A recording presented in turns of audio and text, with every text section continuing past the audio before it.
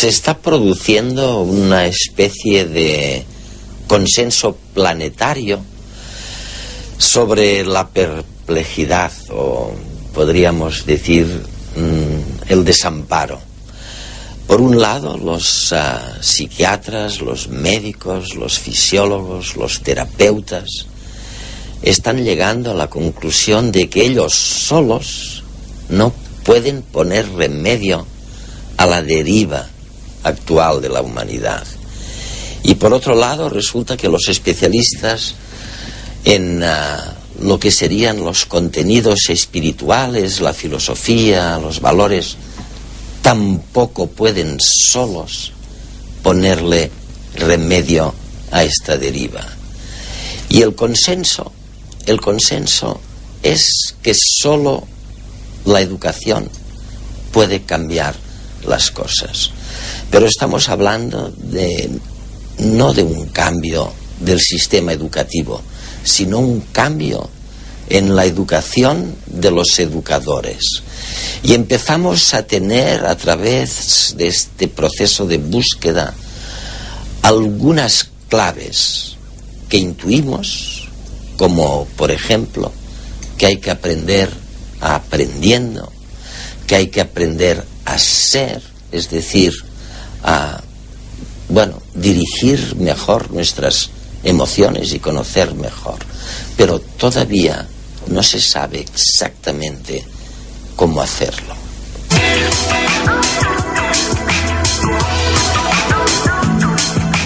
Claudio Naranjo es un conocido psiquiatra chileno, representante de las nuevas teorías gestálticas. Es un personaje relevante del movimiento humanista, pionero de la psicología transpersonal, y hoy nos hablará de cómo conocernos para poder crecer. Tanto la crianza como la escolarización son enemigas de la felicidad. No es un fin reconocido de la educación ayudar a que la gente sea feliz. No, Todavía queda un poco en el ambiente eso de que la letra con sangre entra. Sí, tú eres médico psiquiatra, ¿no? Sí. Originalmente. Y sí, eso debes saber un poco, ¿no? Bueno, yo me he dedicado a aplicar las cosas que aprendí a través de la psiquiatría al mundo social. Sí. Me estoy transformando en un psicopatólogo de la sociedad, partiendo de la base de que la sociedad está enferma.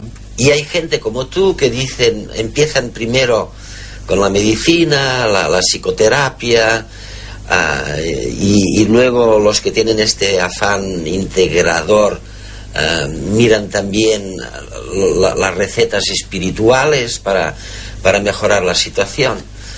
Y al final volvemos al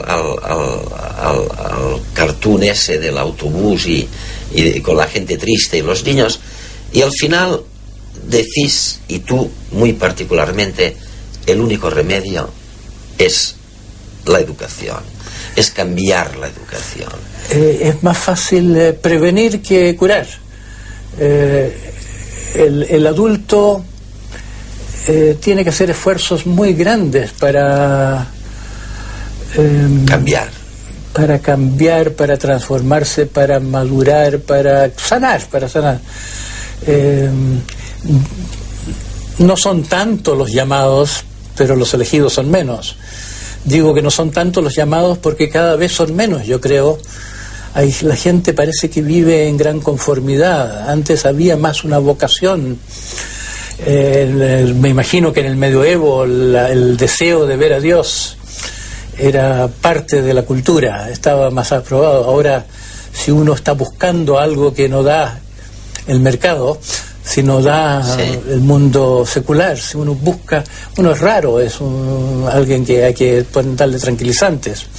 No hay un término en la cultura que valide esa búsqueda de algo que no está en el espíritu de la época. Entonces, pero es nadar contracorriente, ya sea en los caminos espirituales o en el camino terapéutico. Muy difícil la cura.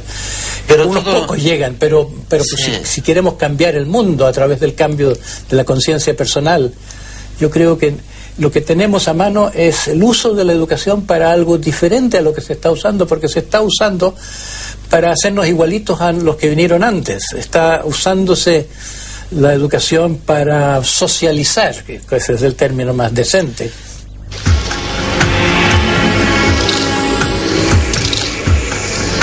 En la sociedad actual tenemos una serie de necesidades que no están suficientemente atendidas en la educación formal. Pensemos que muchos problemas que experimentan los jóvenes y los adultos tienen que ver con estrés, ansiedad, depresión, consumo de drogas, comportamientos de riesgo. Todo esto no queda suficientemente contemplado en la educación formal. Y desde la educación emocional se pretende el desarrollo de competencias emocionales para prevenir todas estas situaciones. La educación emocional es un proceso educativo que debería iniciarse en la educación infantil, prolongarse durante toda la primaria y secundaria, incluso la vida adulta, y tiene como objetivo el desarrollo de competencias emocionales. Estas competencias preparan al individuo para poder afrontar mejor los retos de la vida y tienen como finalidad el desarrollo del bienestar personal y social.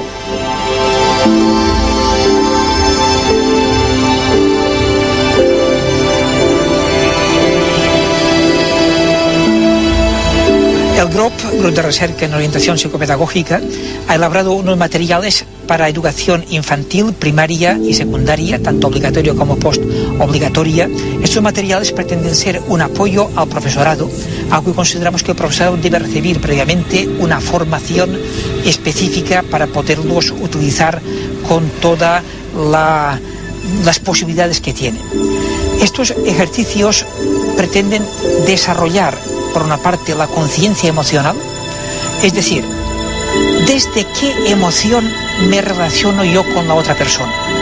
Porque a veces no soy consciente de que estoy ante otra persona y me relaciono desde la aversión o desde la ira. Y si mi emoción predominante es una emoción negativa, muy probablemente predisponga a que tengamos conflictos, malos entendidos y por lo tanto que la relación no sea fluida.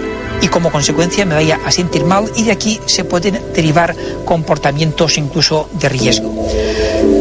Tomando conciencia de cuál es la emoción, el paso siguiente es la regulación emocional. Si yo tengo rabia, ¿cómo puedo regular apropiadamente esta emoción para que no derive en violencia, en agresividad? Sino que sea capaz de poner inteligencia entre los estímulos que he recibido, que me predisponen al ataque, pero procurar regularlos antes que se derive el comportamiento de riesgo.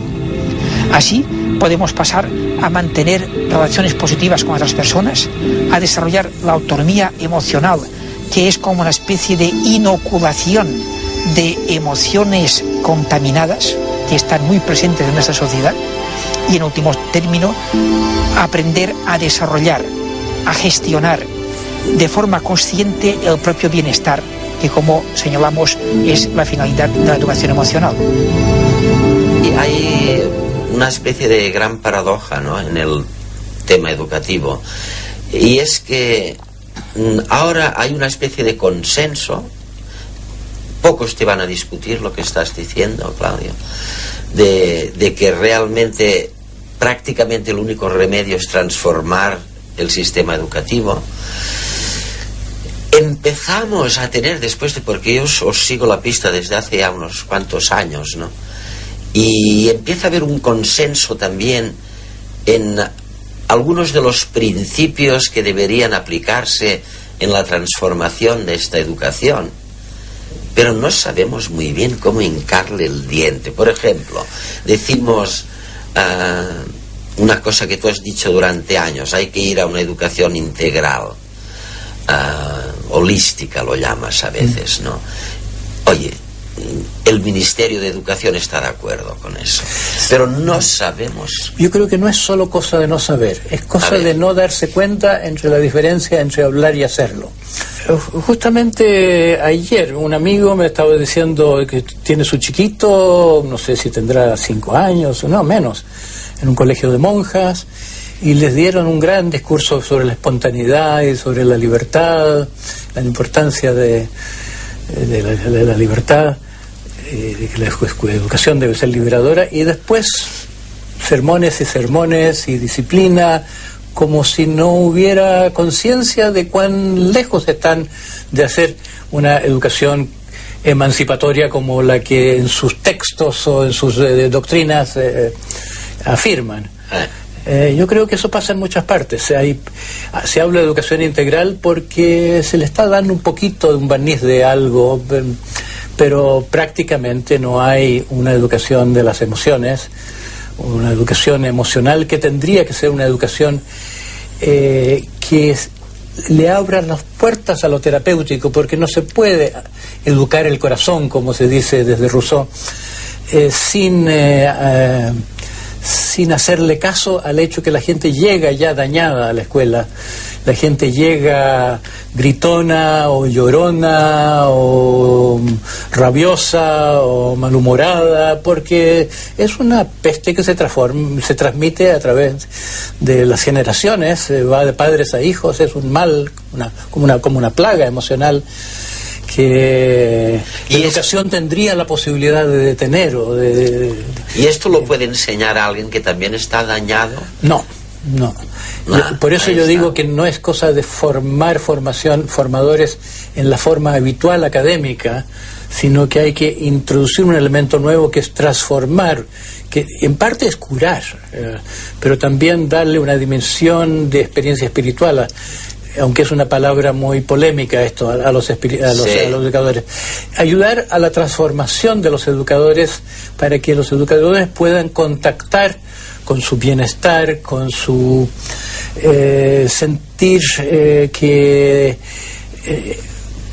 sentirse menos presa de su ego.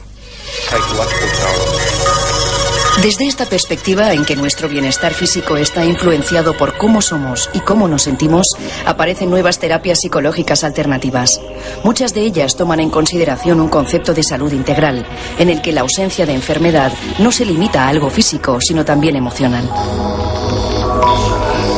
La forma que tenemos de trabajar con las personas es a partir de las imágenes significativas que ellas han tenido y que de alguna manera les han dejado traumatizadas o bloqueadas en su proceso natural y saludable. Las imágenes significativas se quedan archivadas incluyendo 3 grandes áreas. Una que es la emoción de lo vivido, otra que es la imagen como algo gráfico, una fotografía gráfica, y otro aspecto que es el significado que ha tenido esa experiencia.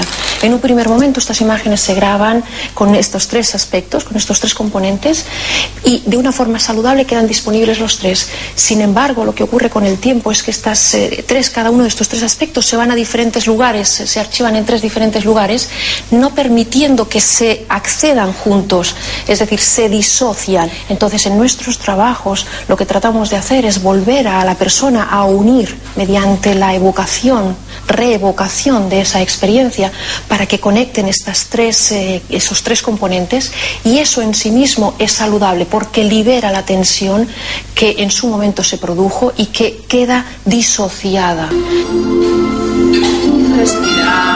Lo que hacemos al principio es un poco de rueda de confianza de grupo, nos miramos, nos conocemos. Después, en una segunda fase, entramos en el movimiento y el objetivo aquí es desbloquear el cuerpo y hacer que el cuerpo sea un aliado para el trabajo posterior. Y es en el cuerpo, o es a través del cuerpo, donde muchas veces o el cuerpo ayuda o no permite que salgan algunas experiencias más difíciles que se han producido en algún momento. En una tercera fase ya pasamos a la relajación, y a través de la relajación lo que pretendemos es que este cuerpo, que a veces aguanta y no permite, pues entre en un estado de paz,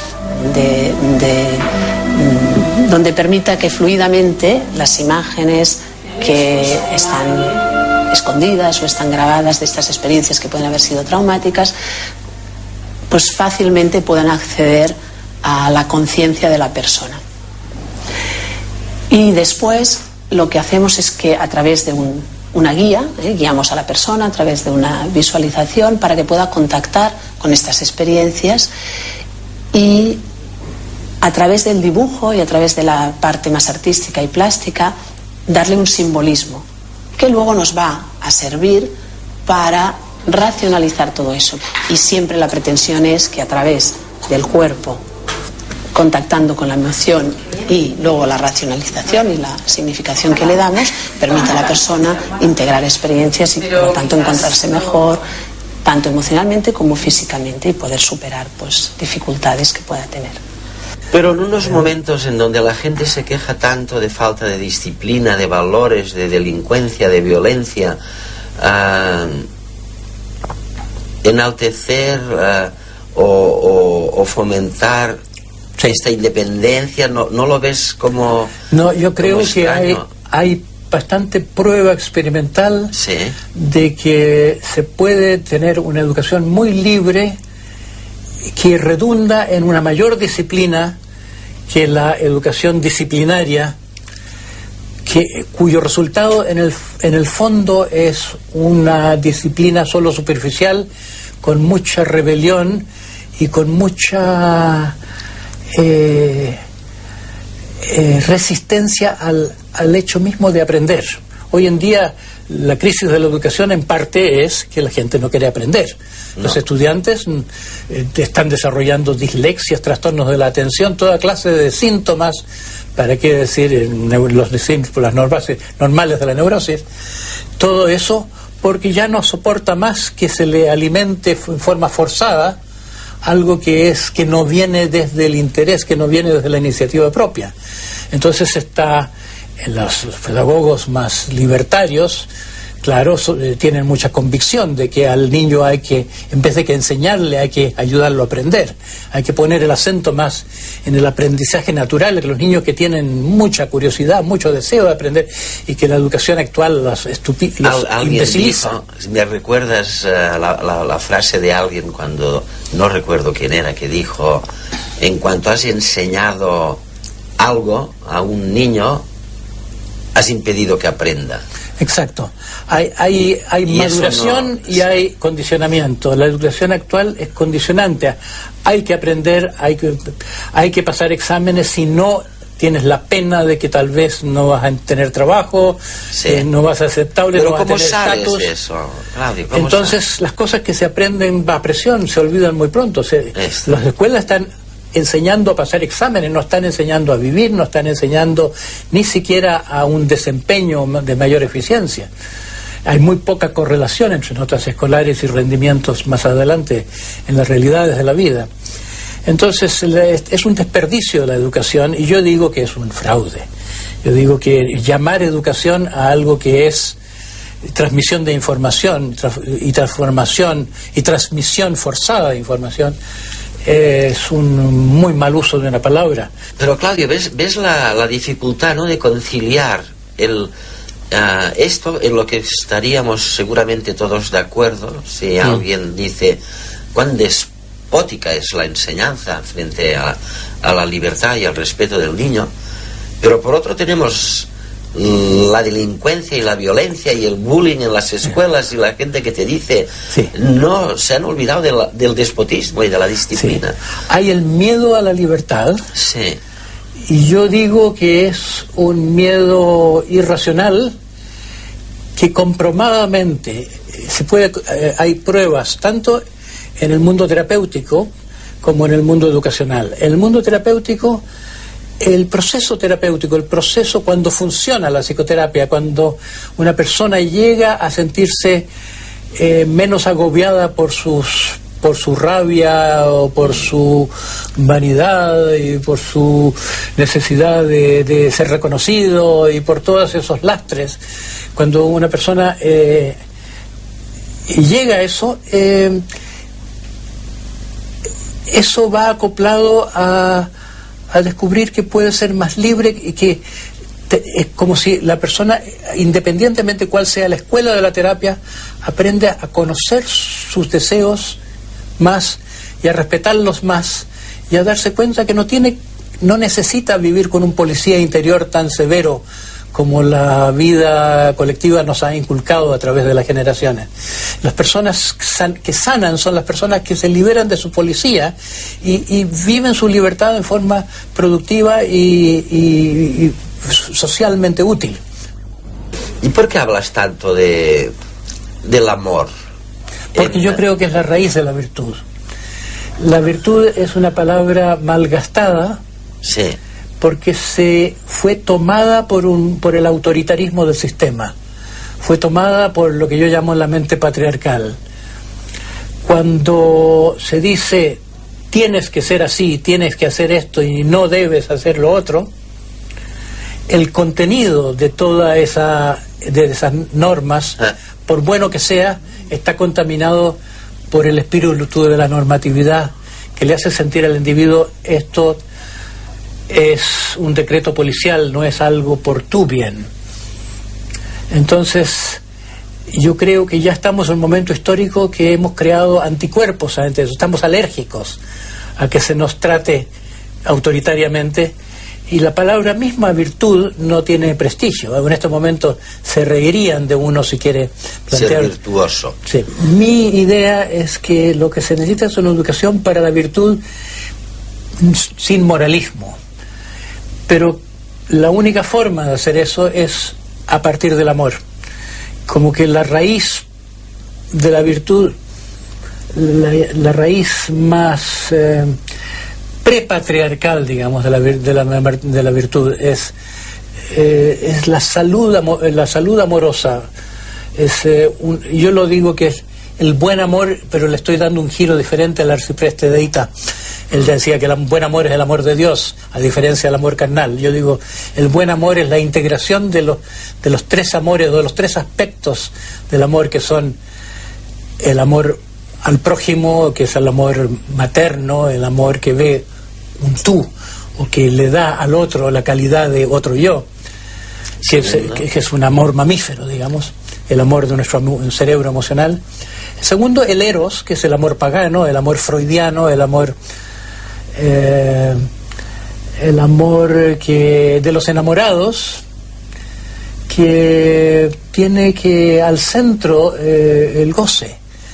Es como si hemos criminalizado tanto el goce que le hemos quitado el valor potencialmente sagrado al amor, no solo al amor erótico, porque no es el amor genital, es al placer. Aquí es esto, el niño interior que quiere ciertas cosas, como las plantas que se orientan hacia la luz. Las plantas sabiamente buscan la luz. Nuestros organismos, el placer está en nuestro ser como una brújula también. Tenemos una sabiduría organísmica, tenemos una manera de fluir con la naturaleza que está ya perturbado porque ni siquiera sabemos lo que queremos. ¿Y el tercero? Y el tercero es el amor a lo divino, pero que no necesita estar interpretado como un amor a Dios de acuerdo a ningún credo determinado. Hay el amor a los valores, el amor a la justicia, el amor a la vida, el amor a la belleza, el amor al bien, el amor, digamos, el amor que mira al cielo en lugar de mirar a la tierra. La tierra es la compasión, al cielo es la devoción. Entonces, mi idea es que somos seres tricerebrados, tenemos un cerebro primitivo reptiliano, tenemos un cerebro medio mamífero, tenemos un cerebro moderno, humano e integrado, ¿no? Y que estos no solo tienen que ver con el pensar, con el sentir, con el querer y con la instintividad, con lo biológico, sino que también tienen que ver con estos tres aspectos del amor, y que estos aspectos del amor están desequilibrados en todas las personas de acuerdo a su tipo psicológico. Hay personas que aman más en forma erótica, son los Don Juanes de la vida, ¿no? Criaturas de deseos, a divertirse, son golosos, por ejemplo, o lujuriosos. Hay personas que son más volcados al amor al prójimo, hay personas que son más admirativos. Pero si cualquiera de estos falta la plenitud de la persona, y hay una insatisfacción con la que se paga eso. Si una persona es demasiado narcisista, por ejemplo, quiere ser demasiado importante, no se inclinará suficientemente como para no digo solo respetar a los valores de otros, sino para que abrirle paso a la belleza del mundo. El mundo se hace grande solo cuando nosotros tenemos esta capacidad de respeto. Entonces, yo digo que si quisiéramos tener una educación para ser estricebrados, una parte muy importante de eso sería no solo lo holístico en cuanto a el pensar, sentir y querer, sino holístico en sentido de estos tres amores que constituyen la virtud, que la persona es virtuosa cuando tiene estos tres aspectos esenciales del ser humano, que son la capacidad orgánica del placer, que ya de la célula lo tiene, pero que la persona lo tiene a nivel psíquico, en ese principio del placer, como decía Freud, el principio solidario, el principio empático que tenemos naturalmente, si es que no nos lo quita la vida al hacernos egoístas, la neurosis, digamos, y esta capacidad de respeto, que también es lo que hace el aprendizaje. Aprendemos porque imitamos a los grandes, aprendemos el lenguaje porque imitamos, tenemos un mandato biológico de incorporar aquello que se nos hace admirable porque lo hacen los mayores.